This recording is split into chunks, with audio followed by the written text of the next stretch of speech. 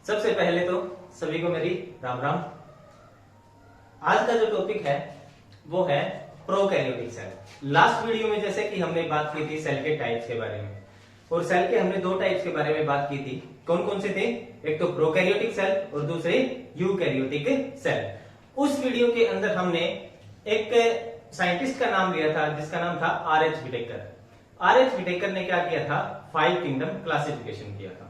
आज हम उन 5 किंगडम क्लासिफिकेशंस के नाम लिखेंगे और उनमें से हम पता करेंगे प्रोकैरियोटिक सेल कौन सी और यूकैरियोटिक कौन सी है। ठीक है, उम्मीद करता हूं कि लास्ट वीडियो आप सबने देखी होगी और सबने पसंद भी की होगी। आज की वीडियो आपके लिए बहुत ज्यादा इंपॉर्टेंट है, इसलिए कृपया करके इसको ध्यान से देखिएगा। तो जो आर.एच. व्हिटेकर है उन्होंने क्या किया था? जितने भी ऑर्गेनिजम्स हैं इस अर्थ के ऊपर, जितने भी ऑर्गेनिजम्स हैं उन सभी ऑर्गेनिजम्स को 5 किंगडम्स के अंदर क्लासिफाई कर दिया था। अब वो 5 किंगडम्स कौन कौन से हैं उनके बारे में बात करेंगे। क्या किया था उसने कि जो ऑर्गेनिजम्स हैं, ऑर्गेनिजम्स इनको 5 कैटेगरी में डिवाइड कर दिया। एक तो था सबसे पहले मोनेरा, प्रोटिस्टा,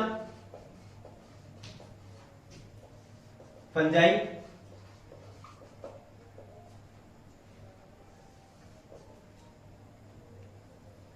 एनिमिलिया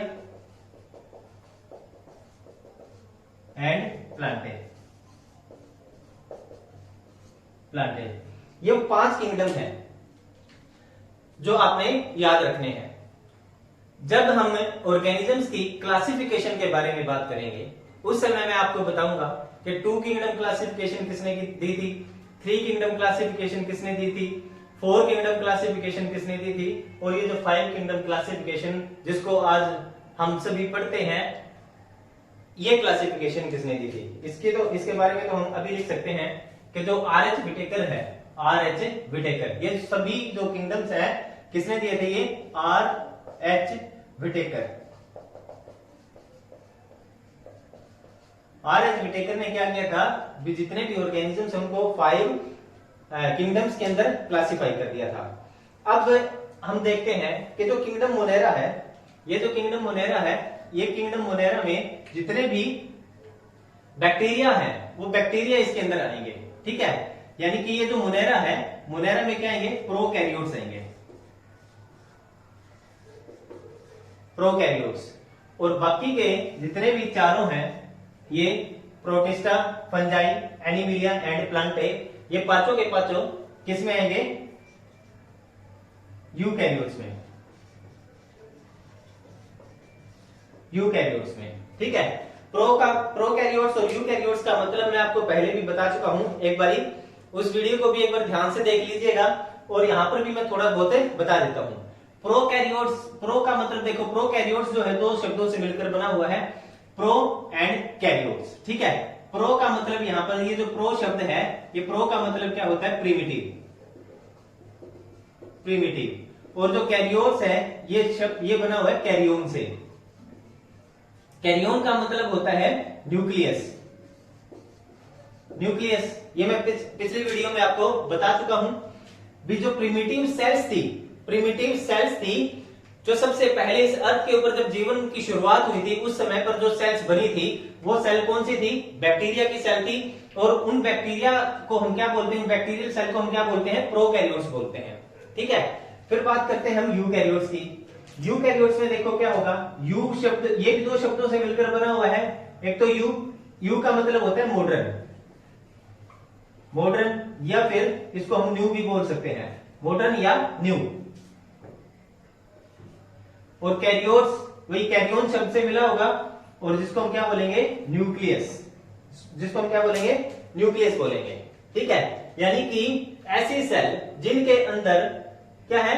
भी न्यूक्लियस प्रेजेंट होगा। यहां पर क्या होगा? प्रोकैरियोट्स के अंदर न्यूक्लियस एब्सेंट होता है, न्यूक्लियस एब्सेंट होगा। किसके अंदर? प्रोकैरियोट्स के अंदर। अभी जब मैं आपको डायग्राम बनाऊंगा, इसका डायग्राम बनाएंगे मोनेरा के बारे में, और फिर हम यहां पर बात करेंगे एनिमल्स और प्लांट सेल के बारे में बात करेंगे। ठीक है, इनके बारे में बात करेंगे, यूकैरियोटिक सेल्स के बारे में बात करेंगे कि भाई हमने पिछली वीडियो में तो हमने बात की थी, हमने इनके डिफरेंस भी कर लिए थे, लेकिन वो डिफरेंस कुछ एक डिफरेंस थे, असली जो कहानी है वो आज शुरू होगी। ठीक है, तो प्रोकैरियोट के जो स्ट्रक्चर है उसके हम बारे में हम बात करेंगे अभी, जो सेल है प्रोकैरियोटिक सेल। तो अब जैसा कि अभी मैंने आपको बताया कि प्रोकैरियोट्स के अंदर जितने भी बैक्टीरिया होंगे, जो बैक्टीरिया होते हैं, एग्जांपल क्या आ जाएगा मोनेरा के अंदर, मोनेरा में बैक्टीरिया, जो बैक्टीरिया की सेल होगी वो किसके अंदर आएगी, प्रोटिस्टा के अंदर आएगी, सॉरी किसके अंदर आएगी, ये प्रोकैरियोट्स के अंदर आएगी, प्रोटिस्टा तो ये यूकैरियोट्स के अंदर आ जाएंगे। तो जो बैक्टीरिया वाली जो सेल होगी वो किसकी होगी, प्रोकैरियोट्स की, प्रोकैरियोटिक सेल होती है ये, प्रोकैरियोटिक सेल। और उससे पिछली वीडियो में जो हमने बात की थी किसके बारे में, सेल के शेप और उसके साइज के बारे में। उसके अंदर हमने जो बैक्टीरिया की जो डिफरेंट शेप थी, जैसे कि circular shape, rod shape, spiral shape और कोमा शेप, उनके बारे में हमने बात की थी, उनकी स्ट्रक्चर भी हमने बना के देखी थी। आज हम एक कॉमन स्ट्रक्चर बनाएंगे प्रोकैरियोट की। सबसे पहले थोड़ी बहुत बात कर लेते हैं हम बैक्टीरिया के बारे में कि जो बैक्टीरिया है वो है क्या।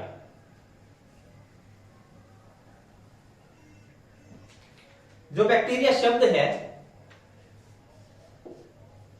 बैक्टीरिया जो है, अगर हम लैटिन भाषा में बात करें, इन लैटिन भाषा के अंदर बैक्टीरिया का मतलब होता है रोड। क्या मतलब होता है, रोड। ठीक है जी। और क्यों बोलते हैं इसको भी, बैक्टीरिया का लैटिन भाषा में मतलब निकलता है रोड। क्यों बोलते हैं, बिकॉज जो फर्स्ट वन डिस्कवर्ड बैक्टीरिया था वो कौन सा था, रोड शेप्ड बैक्टीरिया था। The first one discovered bacteria was road shaped. ठीक है ना, तो रोड शेप में जो बैक्टीरिया था सबसे पहले जो डिस्कवर हुआ था, कैसा था वो, रोड शेप में बैक्टीरिया था। अब जो बैक्टीरिया है वो आपको हर एक जगह मिल जाएंगे, हर एक जगह मिलेंगे आपको, जैसे मिट्टी में, पानी में, हवा में, आपके हाथों के ऊपर भी हजारों लाखों की संख्या में बैक्टीरिया हो सकते हैं। तो बैक्टीरिया जो हो सर्वत्र मिलेंगे आपको, हर जगह मिलेंगे आपको। ठीक है, तो बैक्टीरिया के बारे में हम क्या कह सकते हैं कि bacteria is present all over the world, मतलब कि हर जगह आपको ये अच्छी जगह, गंदी जगह, हर जगह ये आपको देखने को मिलेंगे। और बैक्टीरिया जो है, कुछ ये नहीं कि सभी के सभी बैक्टीरिया जो है वो आपके लिए हार्मफुल होते हैं। कुछ बैक्टीरिया ऐसे भी होंगे जो आपके लिए अच्छे हो सकते हैं, अच्छे भी होंगे ये आपके लिए। जैसे दूध से दही में जो कन्वर्ट करता है, दूध को दही में जो कन्वर्ट करता है वो कौन सा बैक्टीरिया है, लैक्टोबैसिलस बैक्टीरिया है। वो लैक्टोबैसिलस बैक्टीरिया से के कारण ही तो दूध दही में कन्वर्ट होता है, पनीर आपको मिल जाता है। ठीक है ना, पनीर है। तो ये जरूरी नहीं कि सभी के सभी बैक्टीरिया आपके लिए हार्मफुल हो, कुछ बैक्टीरिया आपके लिए यूजफुल भी हो सकते हैं। ठीक है, अब हम शेप के बारे में बात करेंगे। प्रोकैरियोटिक सेल,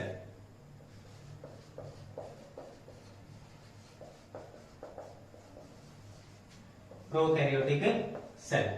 अब प्रोकैरियोटिक सेल का डायग्राम बनाते हैं। ठीक है, एक जो कॉमन रोड शेप बैक्टीरिया उसका हम डायग्राम बनाएंगे, उसी के थ्रू हम सारी बातें समझ लेंगे। ठीक है जी, मान लीजिए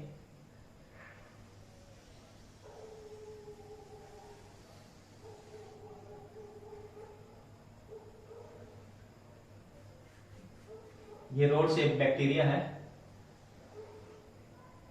हाँ जी, और ये बैक्टीरिया की कौन सी लेयर है, इसको हम बोलेंगे प्लाज्मा मेम्ब्रेन। कोई भी सेल है उस सेल की जो इनर मोस्ट लेयर होगी, जैसे अगर मान लो प्लांट सेल के बारे में बात करें तो प्लांट सेल की दो लेयर प्रेजेंट होती है सेल के ऊपर। एक तो बाहर वाली लेयर जिसको हम सेल वॉल बोलते हैं, अंदर वाली लेयर जिसको हम बोलेंगे सेल मेम्ब्रेन या plasma membrane.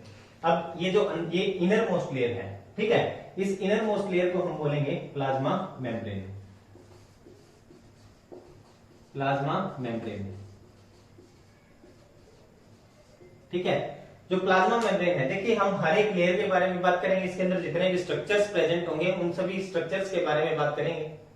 Gram positive bacteria कौन से होते हैं, ग्राम नेगेटिव बैक्टीरिया कौन से होते हैं, इन सब के बारे में आपको प्रोकैरियोटिक सेल के बारे में पूरी डिटेल में आपको जानकारी मिलेगी यहाँ पर, ठीक है। फिर यहां से अगर कोई भी क्वेश्चन आपसे पूछा जाता है तो आप एलिजिबल रहोगे उस क्वेश्चन का आंसर देने के लिए, इसलिए आपने ये बिल्कुल ध्यान से देखना है, ठीक है। तो प्लाज्मा मेम्ब्रेन जो है, प्लाज्मा मेम्ब्रेन फोस्फोलिपिड की बनी होती है। किस चीज की बनी होगी, फोस्फोलिपिड की। लिख देता हूं यहां पर, plasma membrane is made up of phospholipid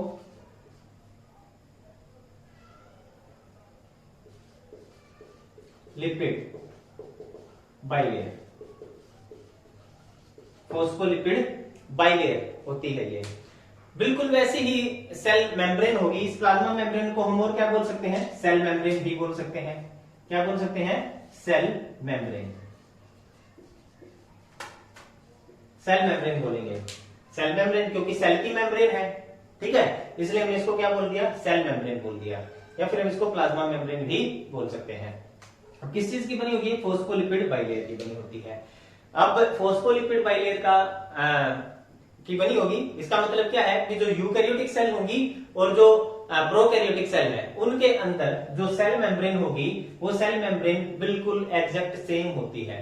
चाहे आप किसी बैक्टीरिया की सेल उठा लो, चाहे किसी प्लांट सेल या एनिमल सेल उठा लो, उसको जब आप माइक्रोस्कोप के नीचे देखोगे तो आपको देखने को मिलेगी कि ये जो सेल मेम्ब्रेन है, ये सेल मेम्ब्रेन इस फोस्फोलिपिड बाइलेयर की बनी होगी।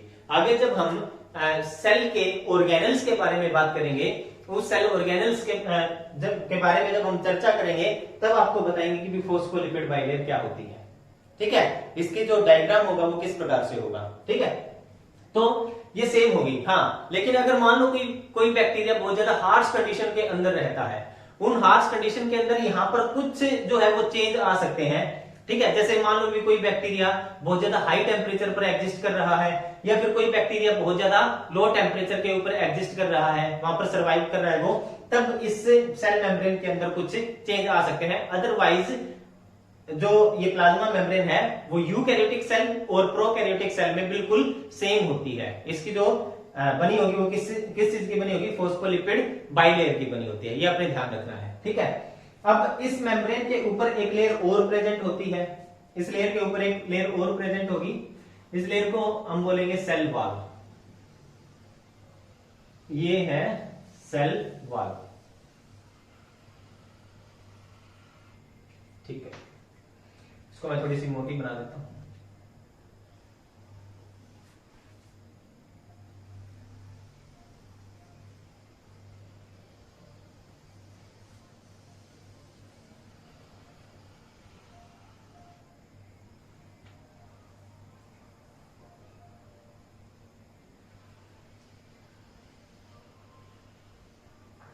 हाँ जी, ये वाली जो लेयर है, आप ये जो लेयर देख रहे हो, ये कौन सी लेयर होगी, इस लेयर को हम बोलेंगे सेल वॉल।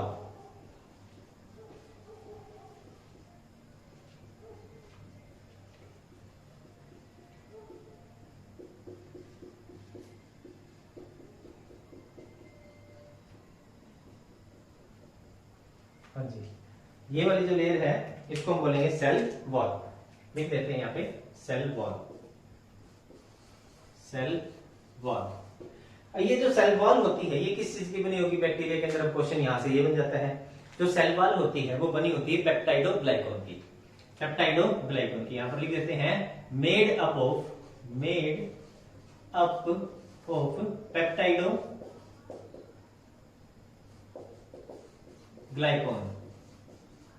पेप्टाइडोग्लाइकॉन, देखिए शब्द जो है ना कई आपको ऐसे मिल जाएंगे, भारी भरकम से आप करोगे भी पता नहीं है क्या चीज है, लेकिन आपने उनसे डरना नहीं है। पेप्टाइडोग्लाइकॉन कुछ भी नहीं है, कार्बोहाइड्रेट होता है और कुछ भी नहीं है, ठीक है।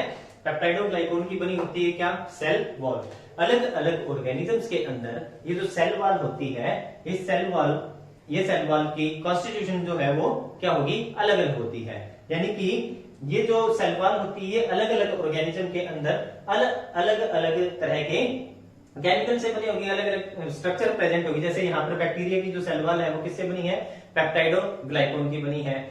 अगर हम बात करें जैसे फंगस है, फंजाई की जो सेल वॉल है वो किससे बनी होगी, काइटिन से बनी होगी। ठीक है, तो अलग अलग ऑर्गेनिजम्स के अंदर ये अलग अलग तरीके से बनी होती है, अलग अलग चीज से बनी होती है, अलग तरह के कार्बोहाइड्रेट से बनी होती है और उनका नाम भी अलग होगा। यहाँ पर बैक्टीरिया के अंदर जो सेल वॉल होगी वो बनी होगी पेप्टाइडोग्लाइकॉन की। ठीक है, अब देखिए जो अंदर वाली लेयर है, ये जो इनर मोस्ट लेयर है जिसको हमने क्या बोला है, सेल मेम्ब्रेन। क्या बोला है इसको, सेल मेम्ब्रेन।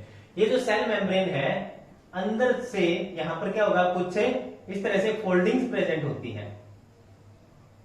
इस तरह से कई जगह पर से क्या मिलेगी, इस तरह से फोल्डेड होती है इनर मोस्ट लेयर। और इस फोल्डिंग्स को हम क्या बोलते हैं, मीजोसोम्स बोलते हैं। क्या बोलेंगे, मीजोसोम्स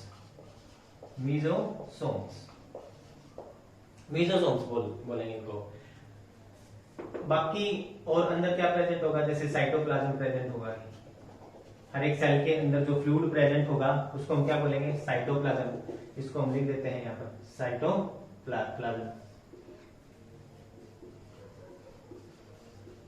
साइटोप्लाज्म। ठीक है जी। और देखिए मैंने पहले ही बात की है कि क्या कि प्रोकैरियोटिक सेल है और प्रोकैरियोटिक सेल के अंदर न्यूक्लियस एब्सेंट होता है। ठीक है जी। लास्ट वीडियो में हमने और बात की थी क्या कि जब हमने डिफरेंस किए थे कि वेल डिफाइंड सेल ऑर्गेनल्स भी एब्सेंट हो गए। वेल डिफाइंड सेल ऑर्गेनल्स, वैसे तो इनके अंदर जो प्रोकैरियोटिक जो सेल होती हैं इनके अंदर सेल ऑर्गेनल होते ही नहीं है।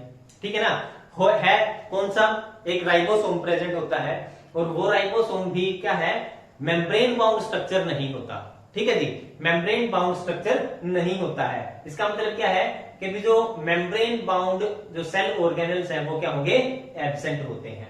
ठीक है, एक बार स्ट्रक्चर पे लेते हैं इसके दबा दो, फिर इन सब के फंक्शन के बारे में भी हम बात करेंगे। अंदर हम और बना देते हैं, यहाँ पर राइबोसोम बनाते हैं।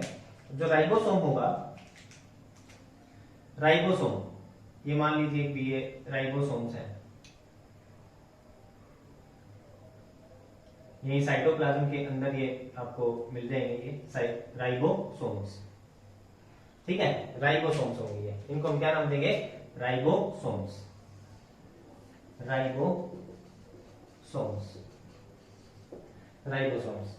ठीक है, जो जेनेटिक मटेरियल होता है, जेनेटिक मटेरियल इनके अंदर मिलेगा। वैसे तो देखो जब सेल डिवीजन करेगी उस समय पर जो जेनेटिक मटेरियल है वो प्रेजेंट होगा प्लाज्मा मेम्ब्रेन के पास में। अगर सेल डिवाइड नहीं कर रही, रिप्रोडक्शन नहीं कर रही है, ये जो सेल है वो रिप्रोडक्शन नहीं कर रही है, उस समय पर न्यूक्लियस प्रेजेंट होगा यहां सेंटर में। ठीक है, याद रखनी है अपनी बातें। तो यहां पर जो जेनेटिक मटेरियल होगा वो जेनेटिक मटेरियल कुछ इस प्रकार की स्ट्रक्चर प्रेजेंट होती है।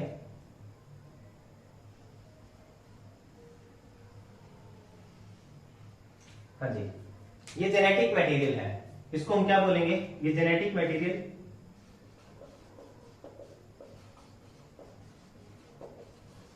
जेनेटिक मटेरियल, और जेनेटिक मटेरियल कैसा होगा, यहां पर सर्कुलर होगा। ठीक है जी, कैसा होगा, सर्कुलर। याद रखना है यहाँ पे ये बात, बिल्कुल आप इंपॉर्टेंट बात है कि जो प्रोकैरियोटिक सेल के अंदर जो जेनेटिक मटेरियल होगा वो कैसा होगा, सर्कुलर होता है। लिख देता हूं मैं, सर्कुलर होता है।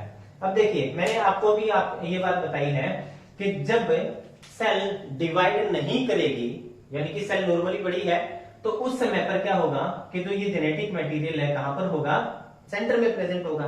परंतु जब ये सेल ने डिवाइड करना है उस समय पर ये जो जेनेटिक मटेरियल है ये कहां पर पहुंच जाएगा, प्लाज्मा मेम्ब्रेन के पास पहुंच जाएगा। और प्लाज्मा मेम्ब्रेन के पास भी कहां पर पहुंचेगा, जहां पर ये मीजोसोम्स प्रेजेंट होंगे।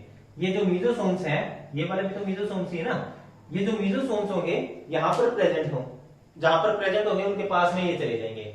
और ये मीजोसोम्स जो है वो एक्चुअल में क्या करेंगे, इनकी हेल्प करते हैं सेल को डिवाइड करने में। ठीक है, सेल के डिवीजन में हेल्प करते हैं। अब जब सेल की डिवीजन होगी तो क्या होगा, ये जेनेटिक मटेरियल रेप्लिकेट कर जाएगा, और जब रेप्लिकेशन करेगा तो दो में कन्वर्ट हो जाएगा, दो बन जाएंगे, और फिर ये सेल जो है वो दो इक्वल हाफ में डिवाइड हो जाएगी।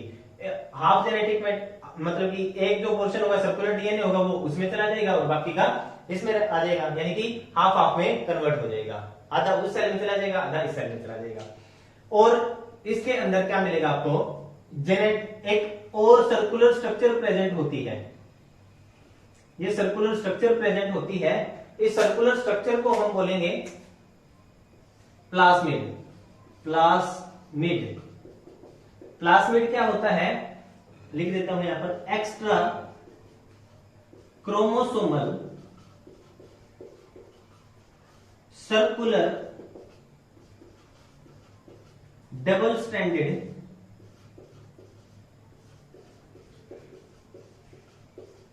DNA. Extra chromosomal circular DNA होता है कौन, ये प्लाज्मिड। देखिए एक्चुअल में तो जेनेटिक मटेरियल ये है ना, ठीक है, लेकिन इसके अलावा भी एक जेनेटिक मटेरियल प्रेजेंट होता है जिसको हम क्या बोलते हैं, प्लाज्मिड बोलते हैं इस बैक्टीरिया के अंदर। और ये प्लाज्मिड कैसा होता है, डबल स्ट्रैंडेड होता है। देखिए हमारे अंदर, अब हमने क्या बात की, यहाँ पर तो सर्कुलर जेनेटिक मटेरियल प्रेजेंट है, हमारी जैसी जो सेल होंगे, हमारे बॉडी के अंदर जो सेल्स होती है उसके अंदर जो जेनेटिक मटेरियल हो गए, यानी कि जो क्रोमोसोम्स वगैरह होंगे, वो कैसे मिलेंगे आपको, लीनियर शेप में मिलते हैं। जैसे इस प्रकार, ये दिखाता हूं मैं आपको, ये इस प्रकार से जो है लीनियर डीएनए प्रेजेंट होता है, लीनियर जो क्रोमोसोम्स प्रेजेंट होंगे। लेकिन यहाँ पर जो जेनेटिक मटेरियल है ये आप कैसे देख रहे हो, सर्कुलर देख रहे हो, सर्कुलर शेप प्रेजेंट होती है, ठीक है, सर्कुलर शेप प्रेजेंट होगी। और हमारे अंदर कैसी होगी, वो लीनियर होती है, यानी कि लीनियर का मतलब हो गया लंबी, ठीक है, धागेनुमा स्ट्रक्चर प्रेजेंट होगी, ठीक है। और इसी प्रकार का क्या होगा, ये जो प्लाज्मिड होता है एक्स्ट्रा क्रोमोसोमल डीएनए होता है। अब इसके अंदर दो स्ट्रैंड प्रेजेंट है, एक तो स्ट्रैंड ये रहा और दूसरा ये रहा, तो डबल स्ट्रैंड प्रेजेंट हो गया, तो हमने इसको क्या बोल दिया, double stranded DNA. Double stranded DNA हमारे अंदर भी डबल स्ट्रैंडेड ही होता है, लेकिन देखिए स्ट्रैंड का मतलब क्या होता है, जैसे मान लीजिए एक सीडी है, ठीक है, सीडी है, सीडी के दो सिरे हो गए, जैसे कि ये एक तो सिरा हो गया ये और दूसरा सिरा हो गया ये, और ये जो सीडी के दोनों सिरे हैं ये इस प्रकार से इन डंडों की सहायता से एक दूसरे के साथ में कनेक्ट होते हैं, कनेक्टेड होते हैं। तो ये वाला जो एक सिरा है, ये वाला एक सिरा जो है, इसको मैं क्या बोलूंगा, स्ट्रैंड बोलूंगा, स्ट्रैंड, ठीक है ना। तो ये सिंगल स्ट्रैंड हो गया, ये एक स्ट्रैंड हो गया और ये दूसरा स्ट्रैंड हो गया, तो डबल स्ट्रैंडेड हो गया, ठीक है। यहां पर अगर हम बात करें तो एक स्ट्रैंड तो ये रहा और दूसरा स्ट्रैंड ये रहा, तो डबल स्ट्रैंडेड डीएनए प्रेजेंट होता है। प्लाज्मिड का बहुत ज्यादा रोल होता है बैक्टीरिया के अंदर। जब आपको बायोटेक्नोलॉजी करवाएंगे उस समय पर प्लाज्मिड के आपको रोल भी बताएंगे। वैसे थोड़ा बहुत तो अभी भी आपको बताएंगे, एक बार तो स्ट्रक्चर कंप्लीट करते हैं इसकी, ठीक है। और इसके अब हमने सेल वॉल के बारे में बात कर ली, राइबोसोम्स प्रेजेंट होते हैं, मीजोसोम्स हो गया, सर्कुलर डीएनए प्रेजेंट होगा। और इसके अंदर क्या हो सकता है, बाहर एक और लेयर प्रेजेंट होती है, इस लेयर को हम क्या नाम देंगे, एक कैप्सूल लेयर प्रेजेंट होती है,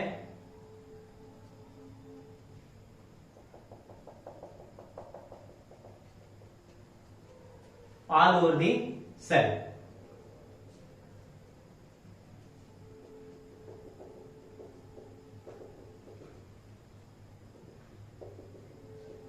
ठीक है, इस लेयर को बस इतना ही बना लेते हैं।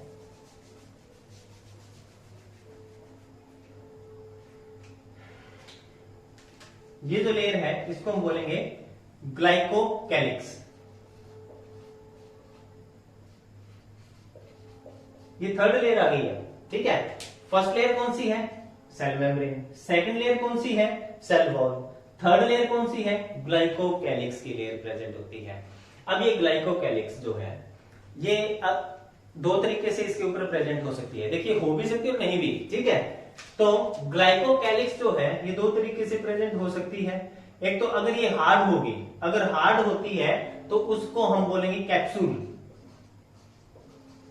कैप्सूल बोल देंगे, ठीक है। अगर ये सॉफ्ट होगी तो उसको हम बोल देंगे स्लाइम लेयर, स्लाइम लेयर, ठीक है। जिलेटिनस शीथ प्रेजेंट होगी उस समय पर ये ग्लाइकोकैलिक्स की लेयर कैसी होगी, बिल्कुल स्मूथ प्रेजेंट होती है।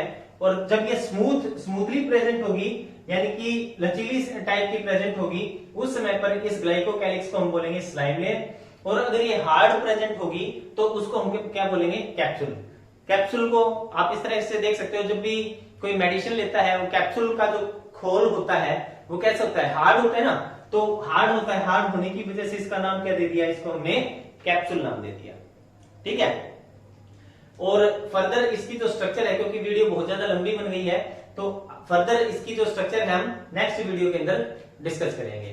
तब तक के लिए इसको ध्यान से देखिए, इसको पढ़िए। धन्यवाद।